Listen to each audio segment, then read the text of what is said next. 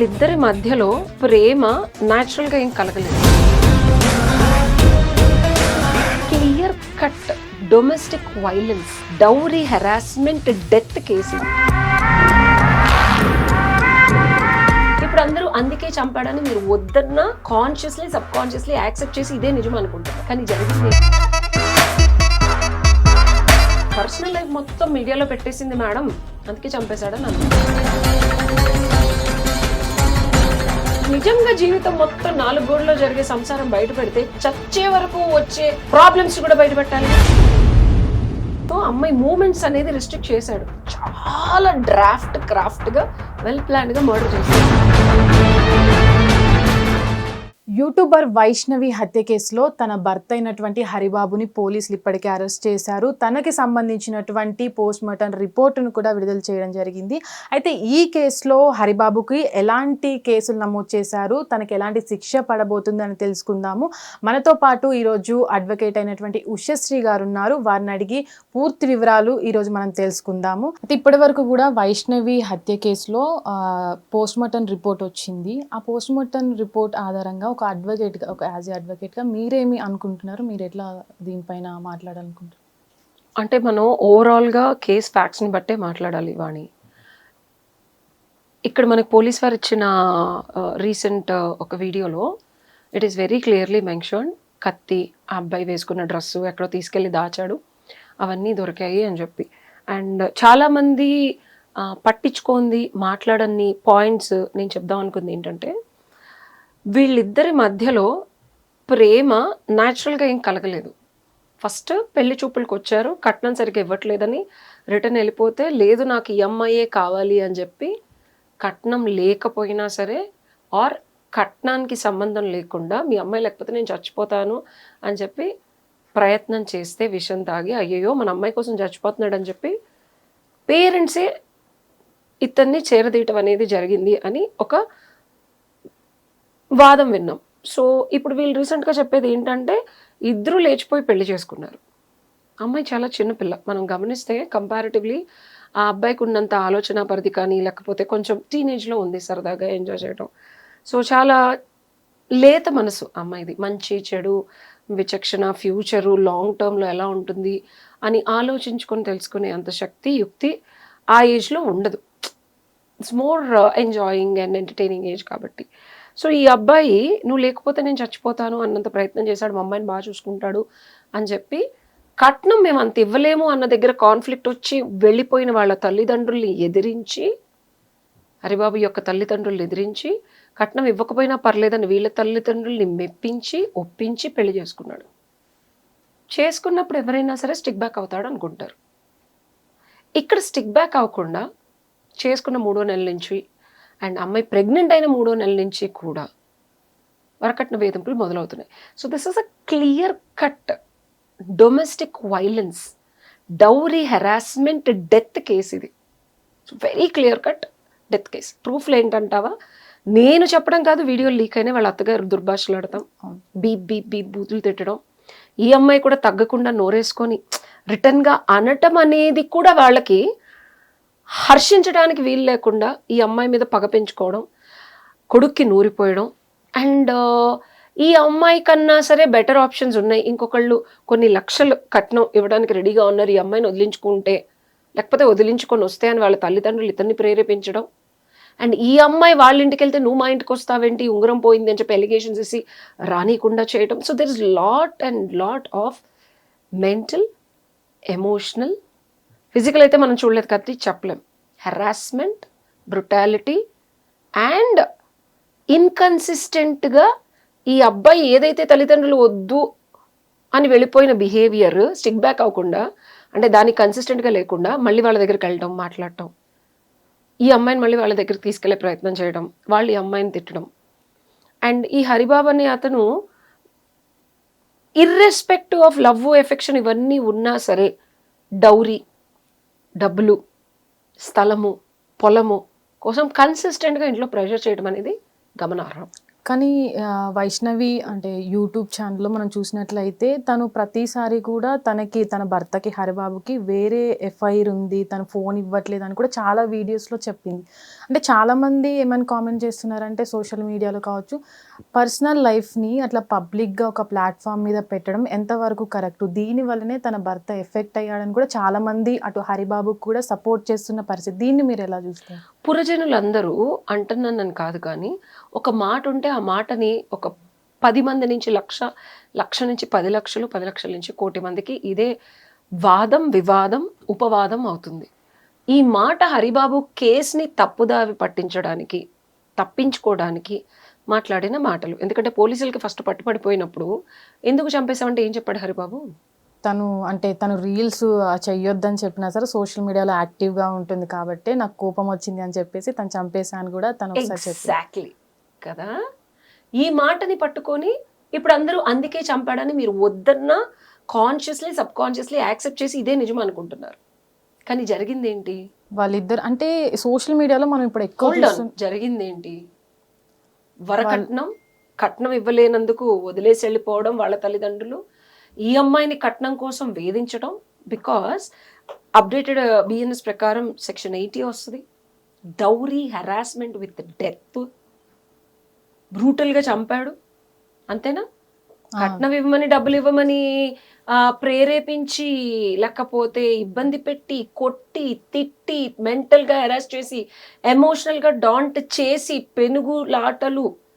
వాళ్ళ తల్లిదండ్రులు కూడా చెప్తూ ఉన్నారు నిన్ను చంపేస్తాం, అది ఇది చేస్తే నలుగురిలో పెడితే ఎక్కడ చంపుతాడులే అమ్మ అని అంటున్నారని వాళ్ళ అమ్మగారు ఏడుస్తున్నారు అక్కడ.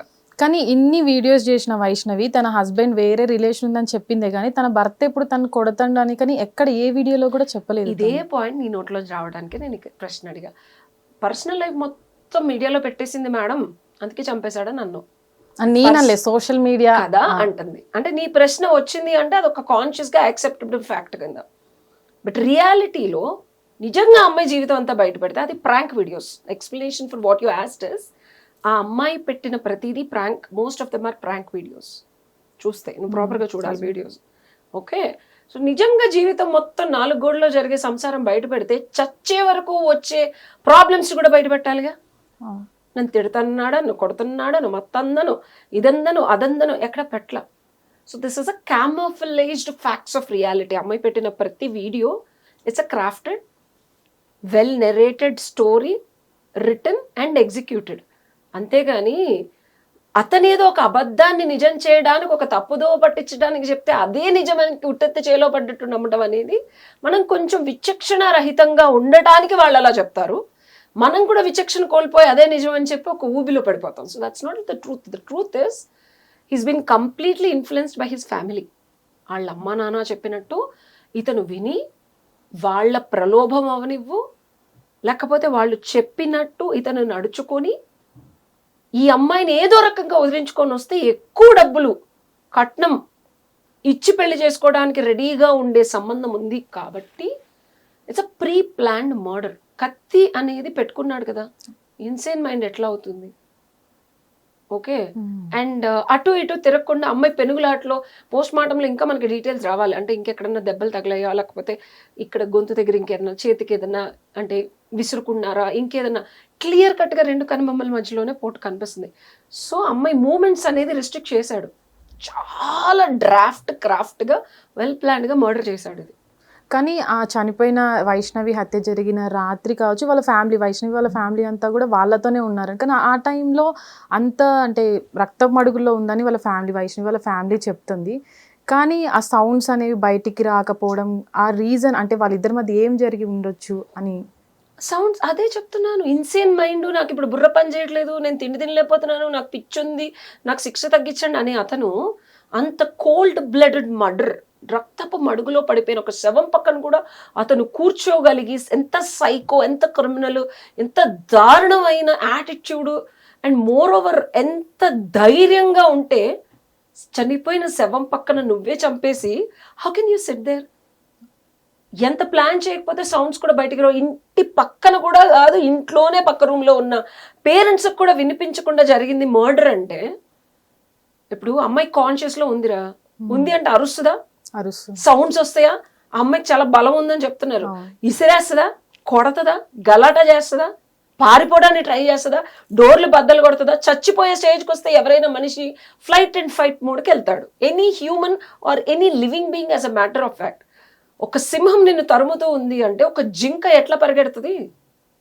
ఎలా పరిగెడుతుంది? వేగంగా. పెనుగులాట లేదు అక్కడ, సౌండ్స్ లేవు.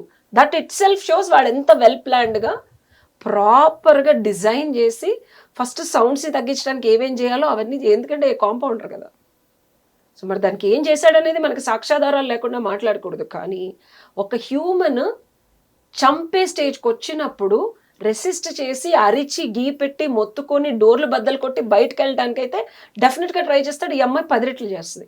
అమ్మాయికి ఉన్న నోరుకో, లేకపోతే ఆరగెన్స్కో, లేకపోతే ఆ ప్రెగ్నెన్సీ మూడ్ స్వింగ్స్కో ఎవ్రీథింగ్ విల్ కంబైన్ కదా. ఇంకెంత బ్రూటల్ మర్డర్ చేశాడు ఇతనికి, ఎంత అంటే కఠిన కారాగార శిక్ష కన్నా జనాలు కోరినట్టు ఉరి శిక్ష వెయ్యమని మనం కోర్టు వారిని లేకపోతే జనాల నోట్లోంచి సిఫార్సు చేయడానికి బిగ్గెస్ట్ రీజన్ ఏంటో తెలుసా? అమ్మాయి ప్రెగ్నెంట్. ఎంత నీచం, నికృష్టం, దరిద్రం అసలు. ఆడు మనిషినా కడుపుకు అన్నమే తిన్నాడు, గిడికన్నం బిడ్డే కదా. చిన్న పిల్ల, ఆ పిల్ల తెలుసో తెలియకో ఏదో చేస్తుంది. అంటే డబ్బుల కోసం కడుపులో బిడ్డున్న ప్రెగ్నెంట్ విమెన్ కూడా చంపేసి ఆ వీడియోలు చేస్తుంది. నేను అందుకే చంపేశాను అంటే, వీడియోలు చేస్తే నీకు కుక్ ఉందిరా, మనకి సందులో కుక్ ఉందనుకో, ప్రెగ్నెంట్గా ఉంటే మనమే పాలో బిస్కెట్లో పెడతాం. కుక్క రోడ్డు మీద ఎవరు దగ్గరికి తీయని ఒక రోడ్డు మీద ఊర కుక్కకు కూడా మనం దాన్ని వెళ్ళి చంపుతామా? ఎంత కక్ష, ఎంత కసి, దాని మీద ఎంత కసి తీర్చుకోవాలని ఉంటే నీకు ఒక కుక్క మీద అంత ద్వేషం వస్తుంది? ఒక మనిషి మీద వాడు తెచ్చుకున్నాడా లేకపోతే ఇంకెవరన్నా ఇంకేం చెప్పారు? ఇందులో ఇతనేనా మర్డర్ చేసింది? ఈ మర్డర్ వెనకాల ఇంటెన్షను, ప్లాను, యాక్షన్ ఇతను చేస్తే ఎగ్జిక్యూషన్కి కావాల్సినవన్నీ ఎవరు సమకూర్చారు? ఆ కత్తి ఎక్కడ కొన్నాడు? ఎక్కడి నుంచి తీసుకొచ్చాడు? ఎవరు అందించారు? ఆ బెడ్రూమ్లోకి ఎలా తీసుకెళ్ళి పెట్టాడు? ఎప్పుడు పెట్టాడు? అమ్మాయి సౌండ్ చేయకుండా ఎలా ఆపగలిగాడు? అండ్ ఎలా చంపితే మళ్ళీ బయటికి కూడా ఆ అమ్మాయి సౌండ్స్ చేయకుండా, అంటే మళ్ళీ బతికి బట్టెక్కకుండా బిడ్డ అమ్మాయి ఎలా చచ్చిపోతారు? ఎలాంటి పాయింట్లో కొట్టాలి, ఎలా కొట్టాలి, ఎంత టైంలో కొట్టాలి, ఎక్కడ కొట్టాలి, దాన్ని ఎలా మాప్ చేయాలి? ఎంత ధైర్యం ఉంటే రక్తపు మడుగులో అమ్మాయిని వదిలేసి వెళ్ళిపోతాడు? అందట్టు పొద్దున వరకు వెళ్ళలేదంట. అంటే వాడు అంత మెంటల్ స్టెబిలిటీతో, ఎబిలిటీతో ఆ శవం పక్కన కూర్చోగలిగాడు. కానీ ఈ మధ్య మనం ఎక్కువగా సోషల్ మీడియాలో మనం ఎక్కువ చూసినట్లయితే సోషల్ మీడియా ఇన్ఫ్లుయెన్సర్ల మధ్యనే ఇలాంటి గొడవలు, ఇలాంటి హత్యలు అనేవి చాలా ఎక్కువగా మారుతున్నాయి. దీనికి రీజన్ ఏమంటారు? అంటే అమ్మాయి అబ్బాయి ఇద్దరు సోషల్ మీడియాలో ఉంటున్నారు, యూట్యూబ్లో వ్లాగ్స్ చేసి అప్లోడ్ వాళ్ళ పర్సనల్ ఇష్యూస్, ఇప్పుడు వైష్ణవి కేసులో కావచ్చు. దీనికి మెయిన్ రీజన్ ఏమనుకుంటున్నారు? ఇలాంటి వాళ్ళకి, జనాలకి అవి కనిపిస్తున్నాయి, తెలుస్తున్నాయి. సోషల్ మీడియాలో లేని వాళ్ళకి ఏమీ జరగట్లేదు అంటే మీకు తెలియట్లేదు, అంతే తేడా. అవి బయటకు రావట్లేదు. యాజ్ అన్ అడ్వకేట్గా day in day out we see lot of cases. మీడియాలో రాలేదు, జనాలకి తెలియలేదు కాబట్టి అన్యాయం జరగట్లేదు, చావులు జరగట్లేదు అంటే మిథ్య. అమ్మాయిలు కుక్కర్లో పెడుతున్నారు, డ్రమ్ముల్లో పెడుతున్నారు అంటే నేను చాలా వీడియోస్లో చెప్పాను. There are lot of men. Dowry deaths ఇంకా ఉన్నాయి. మెంటల్ హెరాస్మెంట్ ఇన్ మ్యారేజ్ ఇంకా ఉంది. దాని గురించి మాట్లాడటం మానేసి ఇప్పుడేదో ఆడవాళ్ళు ఇంకా భరించలేక, సహించలేక బయటకు వస్తున్న దాన్ని మీరు తొక్కేయడానికి ట్రై చేస్తున్నారు. బట్ ఇట్లాగా పెళ్లి చేసుకున్న తర్వాత వాళ్ళ ఎక్స్పెక్టేషన్స్కి తగ్గట్టు లేదని హెరాస్ చేసి అత్తమామల్ని ఎవరూ చేయట్లా. సరే 498 మిస్యూజ్ అవుతుందని సరళీకృతం చేశారు. బట్ ఇలా చావులు వచ్చినప్పుడు అత్తమామల వల్ల, హెరాస్మెంట్ వల్ల, డెఫినెట్గా క్లియర్ కట్గా డౌరీ డెత్ చచ్చిపోయినప్పుడు లాస్ అనేవి డెఫినెట్గా ఇంప్లిమెంట్ హై ప్రయారిటీలో చేయాల్సిన ఆవశ్యకత తప్పకుండా కోర్టులకు ఉంది. కోర్టు వారు కూడా ఇప్పుడు మనకి పోలీసులు ఏదైతే రీసెర్చ్ చేస్తున్నారో, ఇన్వెస్టిగేషన్ అంటాం, ఈ ఇన్వెస్టిగేషన్ ప్రాసెస్లో వాళ్ళు ప్రతి ఒక్కళ్ళని ఎవరైతే చూసారో సాక్ష్యాధారాలు అన్నీ సేకరించి ఛార్జ్షీట్ వేస్తారు.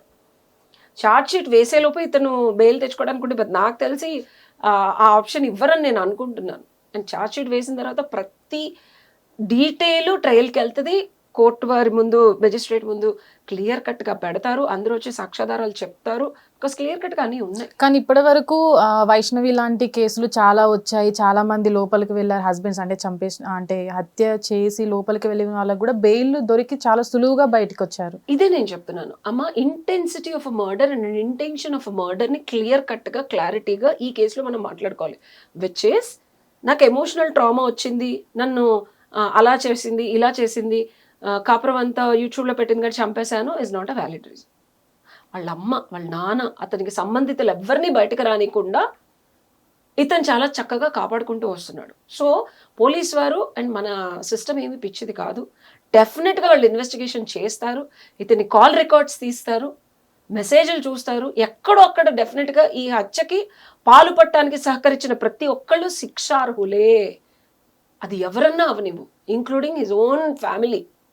సో ఒక డౌరీ హెరాస్మెంట్ డెత్ని ఏదో సోషల్ మీడియాలో పెట్టింది, మా పరువు తీసింది, లేకపోతే నన్ను ఇలా చేసింది అని చెప్పి ఒక ముద్రని మార్చి వాళ్ళ ఇంట్లో వాళ్ళందరినీ సేవ్ చేసి ఇతను కూడా నాకు మెంటల్గా నాకు బాగాలేదు అని ఇన్సెంట్గా యాక్ట్ చేసేసి బయటకు రావడం అంటే కోర్టు అంత పిచ్చిది కాదు ఫస్ట్ థింగ్. కానీ ఇప్పుడు ఇంత ఎడ్యుకేషన్ సిస్టంలో ఇప్పటి వరకు కూడా డౌరీ హెరాస్మెంట్ ఇంకా విపరీతంగా ఉంది అనుకుంటా. మీరు ఇప్పటి వరకు చూసిన కేసులలో డౌరీ హెరాస్మెంట్ ఇంకా అదే కొనసాగుతుందని 100% ఉంది, 100% ఉంది.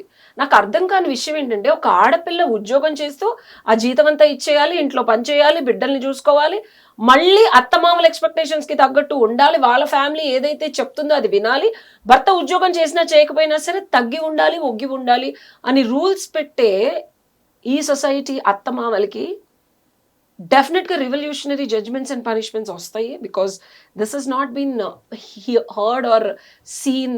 సుప్రీంకోర్టు ఏమీ వినకుండా చూడకుండా ఉండదు.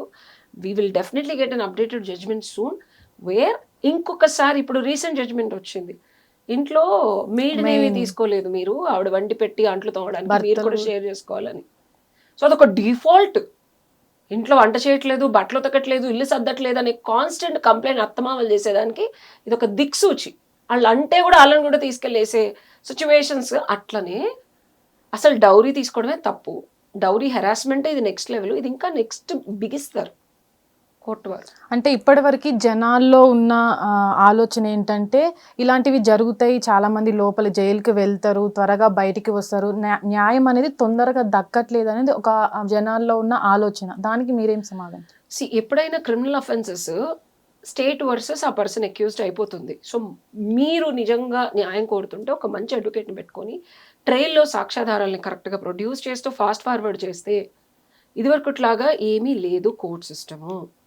ట్రయల్ అనేది మనం తొందరగా క్విక్ డేట్స్ని రిక్వెస్ట్ చేసి జడ్జి గారిని, మాకు ఈ బాధ ఉంది, మాకు న్యాయం జరగాలి అని చెప్పి సరైన అడ్వకేట్ని పెట్టుకుంటే, ఇప్పుడు చెట్టు కింద ప్లీడరు వర్సెస్ ఇప్పుడు RMP doctor versus government hospital versus ఒక చిన్న hospital versus speciality hospital versus multi speciality hospital versus biggest international hospital. తేడా ఉందా? అడ్వకేట్లో కూడా అలాగే ఉంటారు. అండ్ ఇండియాలో మనకున్న bar council of India rules ప్రకారం అడ్వకేట్స్ అడ్వర్టైజ్ చేసుకోవడానికి లేదు. కాబట్టి ఇందులో ఎవరు ఏంటి, ఒక RMP doctor is equal to multi speciality hospital అడ్వకేట్లు అనే కనిపిస్తారు బయటికి. అది మీరు తెలుసుకోవాలా. మీరు తెలుసుకొని ఆ అడ్వకేట్ దగ్గరికి వెళ్ళాం కదా కేసు అయిపోద్ది అంటే అసలు ఆ అడ్వకేట్కి ఏం తెలుసు? ఆ అడ్వకేట్ వెళ్ళి ఇప్పుడు ఒక డాక్టరు మల్టీ స్పెషాలిటీ హాస్పిటల్కి వెళ్తే అప్డేటెడ్ ఎక్విప్మెంట్ ఉంటుంది, నీకు గంటలో సర్జరీ చేసే ఎక్విప్మెంట్ ఉంటుంది. నువ్వు అదే ఆర్ఎంపీ డాక్టర్ గవర్నమెంట్ హాస్పిటల్కి వెళ్ళి నాకు గంటలో తగ్గలేదంటే గవర్నమెంట్ హాస్పిటల్కి ఏం పని? కానీ అడ్వకేట్స్ ప్రాక్టీస్ వేరైనా చదువు ఒకటే కదా. నేను అదే చెప్తున్నా, ఇదే మీకు అర్థం కాని విషయం, ఇది చాలా క్లియర్గా ఎక్స్ప్లెయిన్ చేస్తున్నా. ఇక్కడ డాక్టర్ గవర్నమెంట్ హాస్పిటల్లో చదువుకున్నాడుగా, ఇక్కడ మల్టీ స్పెషాలిటీ హాస్పిటల్లో పనిచేసే డాక్టర్ చదువుకున్నాడుగా, లేకపోతే ఎంబీబీఎస్ అయితే ఊరికే ఇవ్వరుగా పుక్కట్లో, ఎల్ఎల్బి ఊరికే ఇవ్వరుగా. మరి ఎందుకు ఈ డాక్టర్ ప్రాక్టీస్ చేస్తే నువ్వు ఒక గంట ఆపరేషన్కి 50 lakhs తీసుకుంటే ఇదే డాక్టరు ఆపరేషన్ చేయడానికి ఫెసిలిటీస్ ఏమీ ఉండవు, ఈ డాక్టర్కి నువ్వు 100 రూపాయలు 50 రూపీస్ ఫీజు ఇచ్చి ఇది ఎలా ఎక్స్పెక్ట్ చేస్తావు? ఎలా ఎక్స్పెక్ట్ చేస్తావు? అడ్వకేసీలో అడ్వకేట్లు కూడా అంతే. అది చాలా మందికి అర్థం కాదు. నాకు కూడా చాలా మెసేజ్లు, మాకు ఈ ప్రాబ్లం ఉంది వినండి, గంటగా 2 గంటలు 3 గంటలు 5 గంటలు వాళ్ళ ప్రాబ్లం వింటే కోర్టుకు వెళ్ళాలి, నా కేసెస్ ప్రిపేర్ అవ్వాలి, పుక్కట్లో ఫ్రీగా ఫ్రీ కన్సల్టేషన్ చేయాలంటే it's like ability to produce result. ఇక్కడ ఆపరేషన్లో రిజల్ట్ నీ జీవితం, నీ బ్రెయిన్ ఓపెన్ అయిపోయి బ్రెయిన్ సర్జరీ నీ బుర్ర బాగు చేస్తుంది. నువ్వు గవర్నమెంట్ డాక్టర్ దగ్గరికి వెళ్ళి నా బుర్ర ఓపెన్ అయిపోయింది నాకు సర్జరీ చేయండి అంటే అసలు ఆడు ఎందుకు చేస్తాడు? ఫస్ట్ థింగ్, డబ్బులు అక్కడ గవర్నమెంట్ ఇస్తుంది, 1,00,000 మంది ఉంటారు. Okay, and more over responsibility ఉన్నా లేకపోయినా ఇక్కడ యాటిట్యూడ్ ఆఫ్ డాక్టర్ ఎలా ఉంటుంది, ఇక్కడ ఎలా ఉంటుంది. సో సేమ్ థింగ్ అడ్వకేసీలో కూడా ఉంటుంది. అది మీకు తెలియకపోవడం అనేది చాలా దౌర్భాగ్యం. అంటే తెలియకపోవడం అంటే మనం తెలియకపోవడం పక్కన పెడితే తెలియకపోవడమే అంటే తెలియకపోవడం అంటే ఆ చదివే వాళ్ళకి మాత్రమే తెలుస్తుంది కానీ బయట ఉన్న సొసైటీకి అక్కడ ఎగ్జాక్ట్ గా కోర్టులో ఏం జరుగుతుందో బయట మనకు కోర్టులో ఏం నీకు లోపల ఆపరేషన్ లో బుర్ర ఏ నరుకి తీసుకెళ్లి ఏ నరుకి కొడుతున్నాడో మీకు తెలియక్కర్లా. కొన్ని న్యాయస్థానాలు కొన్ని కేసులు సుమోటోగా తీసుకొని అంటే విచారణ జరిపిస్తాయి అన్నమాట. సో ఇట్లాంటి కేసులు అంటే వైష్ణవి లాంటి కేసులు ఏవైతే ఉంటాయో వాటిని కూడా అట్లనే తీసుకొని చేయడం అంటే కుదరదు. అంటే మీకు తెలిసిన దాన్ని బట్టి మీడియాకి వచ్చిన ప్రతి కేసుని తీసుకొని చేయాలని లేదు, అదే చెప్తున్నా. ఏ కేసుని చేయాలి అనేది అర్హతని అది గెలుచుకోవాలి ఆ కేసు, దెన్ డెఫినెట్గా ఇట్ కెన్ బి డన్. అంటే ఇప్పుడు వైష్ణవి తన కేసులో మనం చూసినట్లయితే తను వీడియోలలో కూడా చాలాసార్లు తన హస్బెండ్ గురించి చెప్పడమే జరిగింది, కానీ తన ఫ్యామిలీ అంటే తన ఫ్యామిలీ మీద తన అత్త గురించి తన ఆడియో లీక్, తను చనిపోయిన తర్వాత ఆడియో లీక్ అయింది, కానీ తన అత్తమామ గురించి కానీ హెరాస్ చేశారని ఎక్కడా కూడా చెప్పలేదు. పాయింట్ నేను నొక్కి వక్కాడిస్తున్నా. సోషల్ మీడియాలో పర్సనల్ లైఫ్ పెట్టడం వల్లే అమ్మాయి జీవితం ఎంతవరకు వచ్చింది, చచ్చిపోయింది, చంపేశాడు అంటున్నారు. ఆ అమ్మాయి తన పర్సనల్ లైఫ్ ఎక్కడా పెట్టలేదు. కంటెంట్ కోసం ఏం చేయాలో మీడియాలో ఒక ఇన్ఫ్లుయెన్సర్గా ఏం మాట్లాడాలో అదే మాట్లాడింది, క్యూరేటెడ్ కంటెంటే. కానీ ఎక్కడ అమ్మాయి పర్సనల్ లైఫ్ కానీ అమ్మాయి ఎమోషన్స్ కానీ అమ్మాయి ఫీలింగ్స్ కానీ అమ్మాయిని ఎవరు ఏం చేస్తున్నారని కానీ ఎక్కడా లేదు. అది ఉంటే కనుక ఈ పాటికి వెళ్ళి వాళ్ళ అత్త మామని కొట్టేసేవాళ్ళు, కానీ అమ్మా నాన్న వీళ్ళన్నలే. ఫైనల్ గా అంటే వైష్ణవి కేసు మీద మీరు ఏం చెప్తారు? Vaishnavi case is a brutal harassment and dowry death from husband and his family. Section BNS sections వస్తాయి, ఈటీ వస్తుంది, 498 పాత 498 ఇప్పుడు 85 ఈ సెక్షన్స్ అన్నీ వస్తాయి. It's a clear cut dowry harassment death ఇది, and a murder, pre planned murder. దీనికి సంబంధించిన ఇంప్రిజన్మెంట్స్ వాడికి కావాల్సిన అన్ని రకాలుగా ఎలా చేయాలో అలా చేసేసిన తర్వాత సరదాగా తప్పించుకుందామంటే అయితే కుదరదు. Including his family are held responsible for the death. అందరికీ శిక్ష పడుతుంది కూడా. బికాస్ ఫ్యాక్ట్స్ ఇన్వెస్టిగేషన్ అయితే ప్రాపర్గా పోలీస్ వారు దీన్ని చక్కగా ఛార్జ్ షీట్ వేస్తారు, అందరూ వస్తారు, సాక్షులు కూడా డెఫినెట్గా చూసిన వాళ్ళందరూ చెప్తారు కదా. ట్రయల్ ఫాస్ట్ ఫార్వర్డ్ చేసి డెఫినెట్గా శిక్ష అయితే పడుతుంది. ఓకే, థ్యాంక్ యూ అండి, thank you. Hit TV app, ఇందులో short news, live news, entertainment shows, movies, digital magazines తో పాటు మీ జిల్లా వార్తలను కూడా ఫ్రీగా చూడొచ్చు. ఇంకెందుకు ఆలస్యం, వెంటనే హిట్ టీవీ యాప్ ని డౌన్లోడ్ చేసుకుని ఫ్రీగా ఎంటర్టైన్మెంట్ పొందండి. Hit TV app. Hit TV app. Please download hit TV app. Hit TV app ని ఫ్రీగా డౌన్లోడ్ చేసుకొని ఎంజాయ్ చేయండి. మీకు నచ్చిన ఎంటర్టైన్మెంట్ కోసం హిట్ టీవీ యాప్ ని ఫ్రీగా డౌన్లోడ్ చేసుకొని ఎంజాయ్ చేయండి. హిట్ టీవీ యాప్ ని డౌన్లోడ్ చేసుకుని ఆస్వాదించండి, ఆశీర్వదించండి. ఇంతమంది సెలబ్రిటీలు హిట్ టీవీ యాప్ ని డౌన్లోడ్ చేసుకోండి అని చెప్తున్నారంటే ఎంత మంచి యాప్ ఆలోచించండి. అమెరికా అమెరికా అమెరికా అమెరికాలో చదవాలనుకునే వాళ్ళకి విశ్వసనీయమైన పేరు మన శౌర్య కన్సల్టెన్సీ. UK లో 1 year masters, UK లో 1 year masters, 2 years work permit up to 5 years visa. Contact Saurya Consultancy. Contact 89851 89851.